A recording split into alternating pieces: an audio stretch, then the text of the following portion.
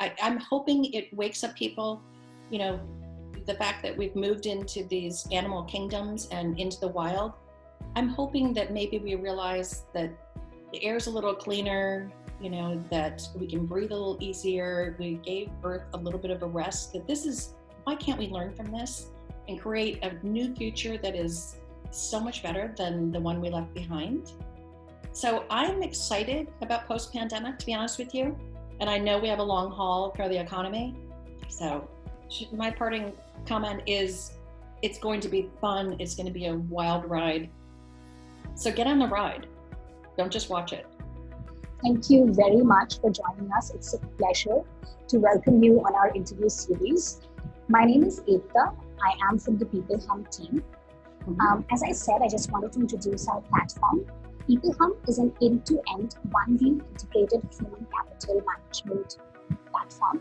It's the winner of the 2019 Global Cody Award for HCM that's specifically built for crafted employee experiences and for the future of work. We run the peopleHum blog and video channel, which receives upwards of around 200,000 views per year. We publish around 2 interviews with well-known names like you globally every month. Let me introduce our guest today, Don Tiura, President and CEO of Sourcing Industry Group. Don is passionate about raising the executive presence of sourcing, procurement, and outsourcing professionals. Don is frequently named as Know to Know by the Supply Day and Demand Chain Executive magazine that was listed as one of the, and you were listed as one of the 2012 female supply chain leaders. She's contributed to and has been quoted in dozens of magazines, white papers, publications, and we're more than happy and honored to have someone like you in our interview series today. Welcome. We're so thrilled to have you. I'm very happy to be here. So thank you for asking me. Thank you so much. So my first question to you is, can you please tell me a little bit about your journey that you brought with the success of Sourcing Industry Group? Sure. So I didn't get here a normal way. I never planned to do what I do today. I started off as a CPA, which is a certified public accountant, believe it or not. So my graduate degree was in business with an accounting major. Then I went on and got a master's in international taxation. So from that, I then proceeded to have my own CPA firm in Palo Alto, California. And I practiced that for about 10 years, working with a lot of companies that were in startup phases in the early Silicon Valley days.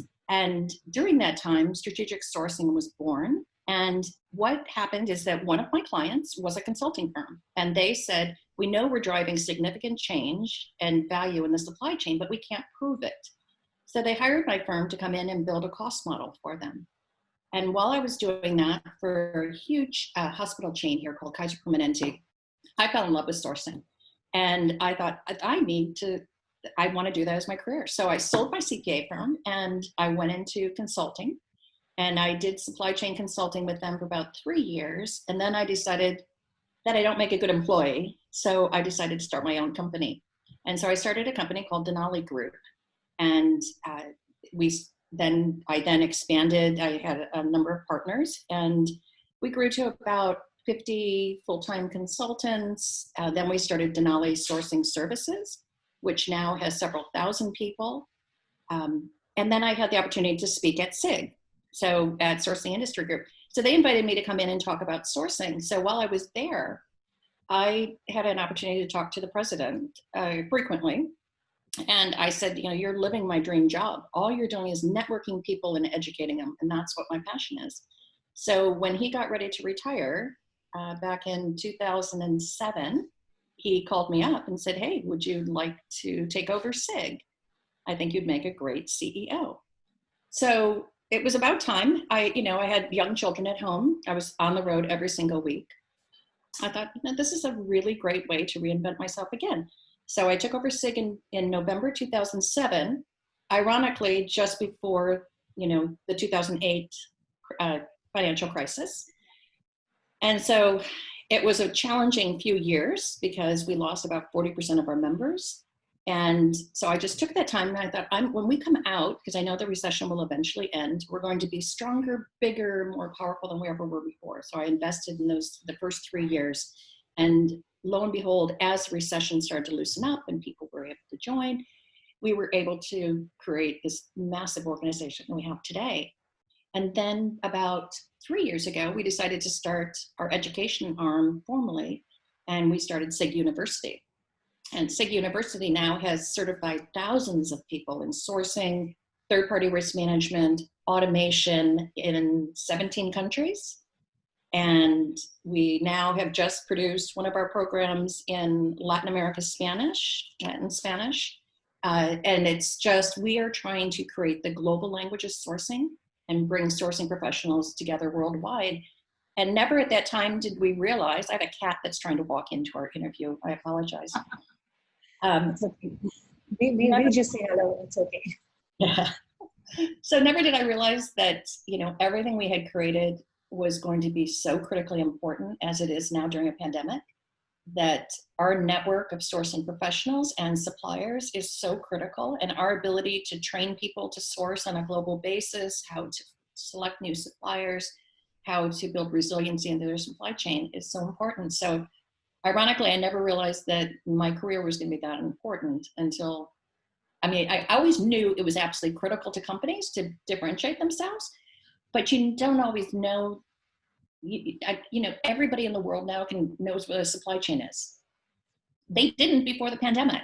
So it is getting so much more attention than we've ever had before. So it's an exciting place to be. So that was my sort of weird journey to leading up to SIG. It's so rewarding. Every single day I get to meet new people. I get to talk to brilliant leaders of companies. I get to talk to other CEOs, and I get to talk. We have 17 trillion with a T, $17 trillion of spend that our members source. So we have amazing amount of money that goes through the global economy. So it's very rewarding. Amazing. Coming to my next question, you spoke so much about sourcing. There's offshoring and then there's gig workers. So offshoring versus gig workers. How would organizations choose to source the right work to the right people? Well, so there's offshoring and outsourcing, and you can outsource onshore or offshore. So, and that's a differentiation that I always want people to understand. We've been outsourcing everybody, you, me, we've been outsourcing our entire, I don't grow my own food. I don't make my own clothes. I don't mow my own lawn. I didn't have to clean my own house before, things like that. So we've been outsourcing since modern day. The difference is that during the late 80s, really, we started to discover that there were low-cost country options to outsource to. And so to choose the right location, I think, is going to be a different question now than it was before, because we always looked for a location and we would make sure we had redundancy built in. But you always thought that if one location or one area was affected by, whether it be geopolitical or a weather crisis or something like that, we would be fine if we had redundancy. Never did we think there could be something like a pandemic that would wrap around the world and impact all of our supply chains and all of our initiatives. So I think in the future, the way we're going to be offshoring is going to change based on the pandemic, based on the responsiveness of the governments, based on what countries are going to keep their education systems at the status that they are today, because we see a lot of folks that are really going to be struggling with keeping the education at the status it was. So I think we'll discover new sources of supply that we hadn't had before. I think we will notice that people are going to, I think we're going to see a lot more onshoring, to be honest with you, in the near future. I think people are going to want to have sources of supply and services done in areas that they can understand and dramatically and quickly discover if there are issues with it. And right now, with global travel being restricted, I don't know how much, I'm not going to be able to go see a plant in China. I'm not going to be able to go over and meet my team in Mumbai. So will some of those jobs go back onshore is sort of where I'm waiting to watch. And so I think, the difference before used to be the right people, the right leaders, the right education, the right delivery models. And now it's going to be a very different selection process as we move forward. In fact, my next question is very tightly coupled with what you exactly said about bringing the jobs back, ensuring. How do you think the world will start looking at talent and sourcing differently after this pandemic, as you pointed out, where we are thinking about bringing the jobs back, where we are talking about tighter immigration controls? How do you think? Can you talk about that in detail? Well, the talent is going to be extremely important. And we were short on talent in sourcing here to start with. But the talent, the deep talent, especially in India and, the financial services, whether it be Costa Rica or other countries, there are pockets of excellence all over the world. And I don't know how quickly we would be able to replicate those onshore. And then with the immigration issue, it's not even as if we could ask everyone, from our outsourced center in India to be moved to the United States. It wouldn't be possible because of immigration. So I think in the future, it's going to take a long time for people to start ramping up onshore capabilities. I think we're going to rely a lot more on automation of a lot of the activities that we outsource today. That if it's a team of people that it took to do something, if we can take the intuitive work and give it to human beings, but automate all of the repetitive work or the non-strategic work, I think that's going to be critical in the future. So I think the talent of automation, I think the talent of separating critical versus non-critical offshore work and automating the non-critical is going to be absolutely key to someone's success. And so, we're going to be looking to a lot of that. So the talent does exist. It doesn't exist, so we have 30 million unemployed people as of today.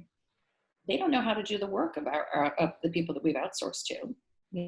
We're talking about people in all walks of life, very educated for some of them, but we also have a lot of people that were servers in restaurants and cooks and housekeepers and people like that are unemployed. You can't immediately train them to do the work that you have now sent offshore. So I think there'll be a lot of educational opportunities. We're seeing an uptick in people that are enrolling in SIG University right now, frankly, to get trained.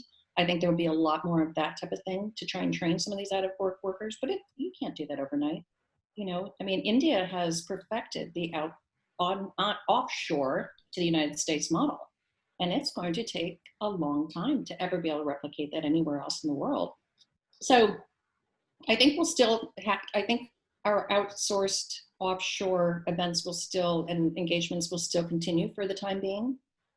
But I do know that a lot of people are questioning the long-term aspect of it. Most of the time when we set our strategies, we look to the past to create the future.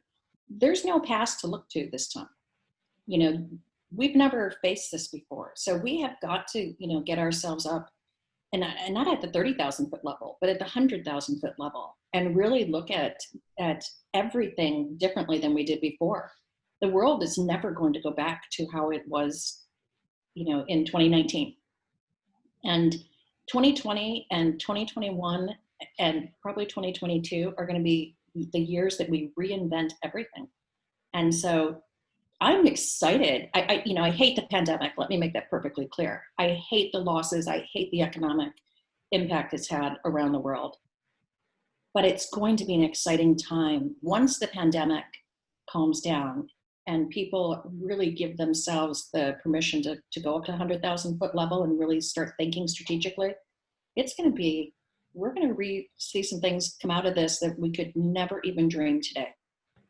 So again, you spoke about it a little bit, but what do you believe is the future of AI and automation in what you call as work tech? What are the applications of this advanced tech in people-related technologies? Okay, so yeah, I am passionate that it's going to just skyrocket. It is going to be something that we will move more quickly on AI and automation than we have ever moved in any other technology. You know, I still have global companies that don't have an e-procurement system after all these years. You know, so e-procurement took a long time to grab foothold, and most major organizations have it, but not all. I think AI is going to, where it started off as a lot of hype, I think it's going to become such a reality in the future. I think it's going to do so much more of the work and the analytical part of our jobs. I think, you know, I just think it's such a promising future. And from all the data scientists I'm talking to and all the engineers I'm talking to, and with the massive amount of computing power, it's gonna really change dramatically the way we work today. It's gonna be exciting. Okay. So steering the gear a little bit, let's talk about the millennial workforce who are entering our workforce. So with this increase in millennial workforce, the gig economy is gaining more prevalence. How do recruiters and human resource departments prepare for this kind of scenario? Well, I would have said before that that, you know, the thought that 50% of our workforce would be gig, you know, by 2020 or 2025. I'm not sure if that's going to be true in the future. I think, at least from the United States perspective, the gig economy workers today are the ones who've been left out with the pandemic because there wasn't a safety net. You know, now they can get some federal support, but they're not going to be the first workers called back in. The FTEs will be. So I think there may be fewer. I don't think we're going to hit that 50% number. And the reason for that, I think, is that the millennials are going to see that having the security of working for an organization might be better than being in the gig economy. But, you know, that we just have to see. You know, the people that get called back in will be FTEs first, who are laid off. Then you'll bring back in your gig economy workers. So until our economy returns to where it was in, you know, pre-COVID, I'm not sure that the gig workers are going to be as prevalent in the workplace. Now, with that said, with the time that they have, hopefully they'll be creating all kinds of new products and services and you know, really being the innovators because maybe they have the time to do it. But, and we are seeing, you know, more advances. Like we're seeing some of the risk organizations who have really stepped up immediately to start tracking COVID and supply chain disruption. So I think the gig workers are not, I think they're going to be in for a long haul of unemployment or low employment. And, you know, from, you know, if you're a freelance reporter who can't travel now to do your stories, to the person who just comes in and does, you know, technology, unless you can do it remotely and you have a skill set that no one else has, you know, it's going to be a lot tougher climate for the next couple of years for them. I think eventually, you know, maybe I know I have two millennials as children. They both wanted secure jobs. They wanted to work for large organizations, which is weird because I've always been self-employed. So I don't know. I mean, I think it's going to be more interesting to see what the COVID generation does. The ones who, you know, it's like, you know, when our parents came through, or my mother came through the Great Recession, it created a workforce that wanted to go to work for a company for a long time and have that security because of the recession. If this becomes even a greater recession, I think the COVID workforce will see gig as risky potentially, unless we have so much AI that we can then create the universal basic income. You know, so so it's hard to answer that right now. I would have had a totally different answer if you'd asked me 3 months ago. And so everything I'm saying, these are things that we just don't know. We just don't know. And all the world's experts, and I know, you know, we have so many workforce management companies that participate in SIG, you know, whether it be the BMSs, MSPs, you know, the big guys, and they're all questioning, you know, what is it going to look like for us in the future? We're going to be so important because now you're managing people that you don't see. So it's going to be very important for us to be able, for them to be able to track the metrics and to make sure that these people are accountable and they're doing the work. But are we going to need as many of them in the future?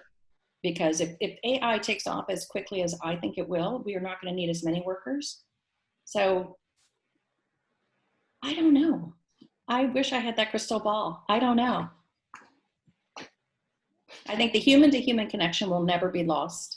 I think that is probably the hardest thing that people are suffering right now, is the lack of the human to human and the free flow of people. You know, I don't think that's ever going to be, I don't think anyone will ever take that for granted again, that you might have to be locked down, you know, by yourself or with very few people. I think we will learn to how important that human connection was. So humans are always going to need humans. Even with AI, there's still going to be work that until we can make computers empathetic, we're never going to be able to replace all of the humans. So I don't know. It will be interesting. Like I said, the timing of this interview couldn't be worse because I have no answer for you. But that's the interesting part of it, right? And that's the excitement that you were talking about. Yes, that is why I'm so excited to discover what it is, because I don't have answers for a lot of things now that I thought I knew so well, you know, 3 months ago. And so my next question is sort of related to that. What is your opinion on the future of work?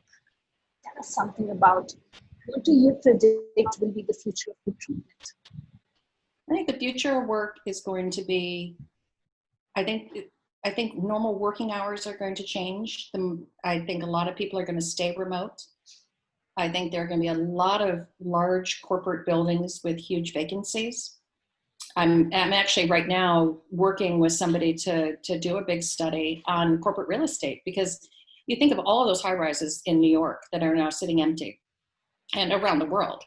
And if people are reluctant to want to go back to the workplace, and they've proven that productivity for a lot of people is higher at home because they don't have the commute and their days have become longer and they've been more productive. The early studies have shown.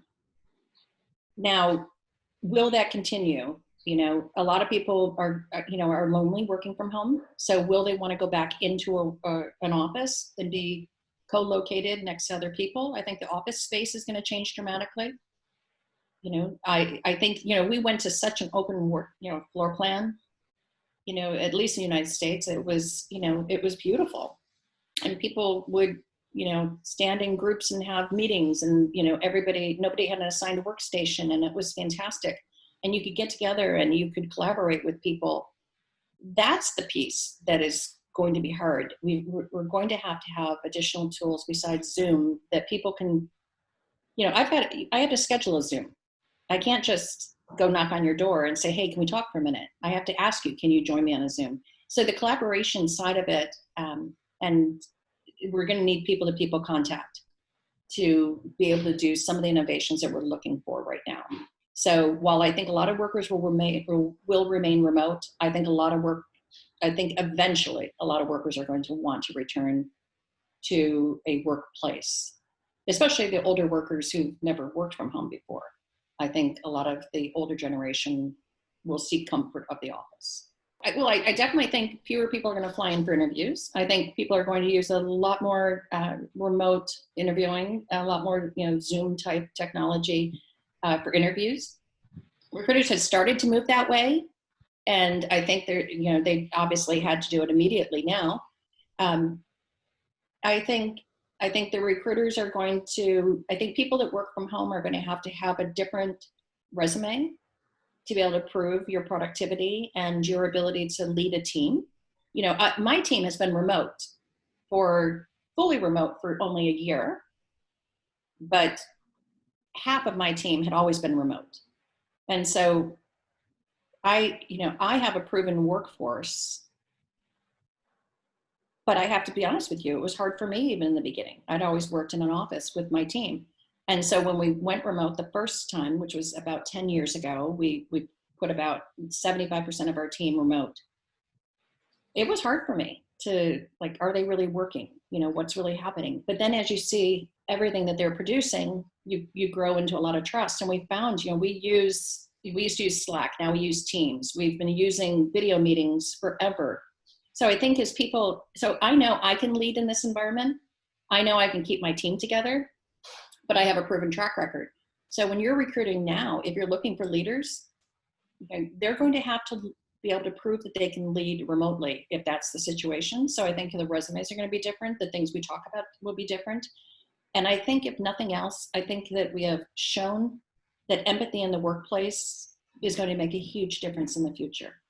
Understanding, that I have workers that suddenly don't have their kids in school.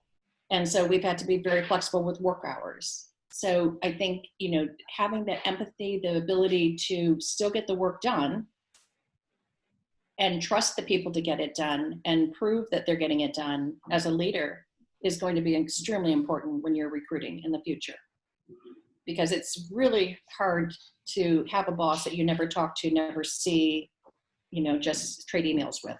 And it's hard to be loyal to that person as well until you get that connection. Yeah, I was going to say the same thing. It's very difficult to build that connection. It is helping us because we've already worked with those people and now we're remote. But people who are just starting out, it's very difficult for them. Yeah, and a lot of people, don't want to go on camera, and they don't, but just being able to see your face and to see your smile and and to look you in the eye makes a big difference in a workplace. And so as I'm looking at you, I have more rapport with you because I can see you more than we could have had a great phone conversation, but because we're looking at each other across the world, it changes the dynamic. And so I think people have to learn that and not be camera shy and realize it's going to be really important. And I think we're going to get used to having business with cats and dogs and, people knocking on doors and the noises that come from having children in homes. It has become a little more acceptable, where before I would have been adamant, like none of that, don't you dare. You're talking to a Fortune 500 executive. You can't have your dog barking in the background. Now it's become par for the course. And so I think both sides are going to appreciate it. Whether you're in the office or at home, you're going to understand why, we have these interruptions and things like that. Okay, so I'm done with my questions. Any important sound bites that you would like to leave with our viewers? Just, I think that the most important thing is, we will get through this. And, human beings are very resilient, and we will get through this pandemic. And so I can't wait till we come out the other side with the excitement. And so, when I talk to people and say, when is it going to go back to normal? We all have to accept it's not going to be normal. And when you think about 9/11, that's the closest thing we've had to a pandemic. We quickly adapted to, a 3 ounces of liquid in your carry-on and taking your shoes off and, taking your computer out. We fought it for a day or two, a trip or two, but we got used to it. We got used to people who couldn't come to our gates. And so we're going to have those kind of changes that are going to take place. And while some people are going to resist it in the beginning, it's a fact of life. Life is going to be different post-pandemic. The more we learn about this, the more we continue. I'm hoping it wakes up people, the fact that we've moved into these animal kingdoms and into the wild. I'm hoping that maybe we realize that the air's a little cleaner, that we can breathe a little easier. We gave Earth a little bit of a rest. Why can't we learn from this and create a new future that is so much better than the one we left behind? So I'm excited about post-pandemic, to be honest with you. And I know we have a long haul for the economy, but I'm really excited to see the world that we're going to create as a result of all of this, to be honest with you. So I want people to leave. My parting comment is, it's going to be fun. It's going to be a wild ride. So get on the ride. Don't just watch it. Yeah. So I'm excited about the future. But that's right. So as you said, lead with excitement. We'll go on the other side excited rather than being gloomy about it. Yes. What good is that? So let's just lead with excitement and then just think. I mean, my gosh, the opportunity to think about the world differently is so exciting. Yeah. Thank you so much. It was a pleasure Thank talking to you. you. Yes, I'm so glad we were able to make it work. And we'll be doing our first digital event next week with 3 to 4 times the size audience that we ever got in person. So I'm excited about the new feature we're creating at SIG as well. So thank you. Thank you so much. It was a great learning experience. And then, as you said, most of the time we talk about this pandemic with the sad face. And then after a very long time, I spoke to someone who spoke about it with this sense of excitement. That's so, so, so nice. Yes, and believe me, I recognize the losses, but I'm more excited to think about the world on the other side. So, yeah. And that keeps me from being depressed about it. Yeah, that's so true. Thank you. Yeah. Okay. Well, you stay safe and healthy, and thank you for your time today. I know it's probably late for you, but I really appreciated getting to know you. Thank you so much. Thank you so much for your time. You're welcome. Bye. Bye.